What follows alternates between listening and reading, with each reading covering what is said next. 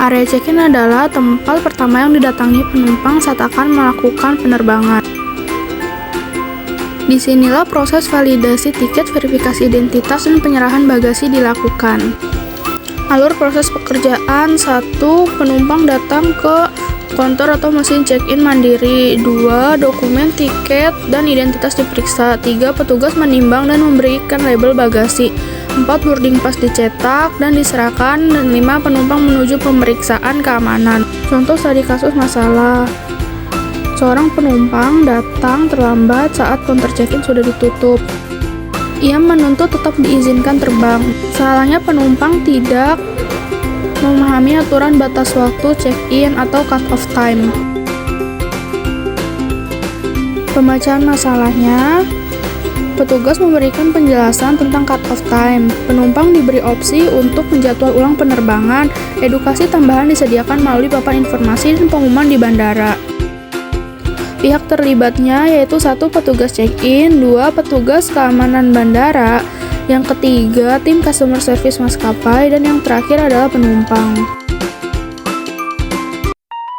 Boarding gate adalah tempat penumpang menunggu untuk masuk pesawat. Di sini dilakukan pengecekan ulang boarding pass dan identitas. Alur proses pekerjaannya: 1. Penumpang masuk ke ruang tunggu setelah melalui pemeriksaan keamanan. 2. Panggilan boarding dilakukan sesuai urutan. 3. Boarding pass di-scan dan identitas diverifikasi. 4. Penumpang naik pesawat melalui garbarata atau bus apron. Contoh studi kasus masalahnya: seorang penumpang tertidur dan tidak mendengar panggilan boarding. Akibatnya ia tertinggal pesawat. Masalahnya ketidaksiapan penumpang saat proses boarding dilakukan. Pemecahan masalahnya: petugas melakukan panggilan ulang. Jika tetap tidak hadir, bagasi penumpang diturunkan demi keamanan. Penumpang diarahkan ke customer service untuk opsi penerbangan selanjutnya. Pihak yang terlibat: yang pertama ada petugas boarding gate, yang kedua adalah maskapai penerbangan, ketiga ground handling, keempat petugas keamanan bandara, dan terakhir adalah penumpang.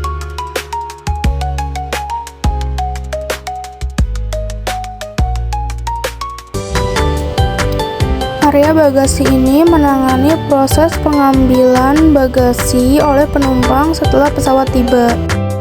Bagasi dikirim dari pesawat ke conveyor belt. Alur proses pekerjaannya: yang pertama, bagasi diturunkan dari pesawat oleh petugas ground handling.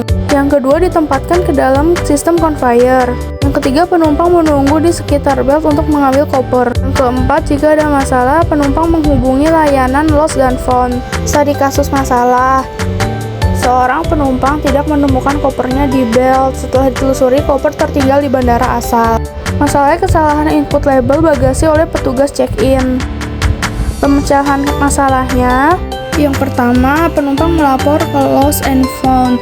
Yang kedua, petugas melakukan tracking melalui sistem barcode. Yang ketiga, koper dikirim ke alamat penumpang dalam 1 Pihak yang terlibat: tim lost and found, petugas ground handling, maskapai penerbangan, dan yang terakhir adalah penumpang.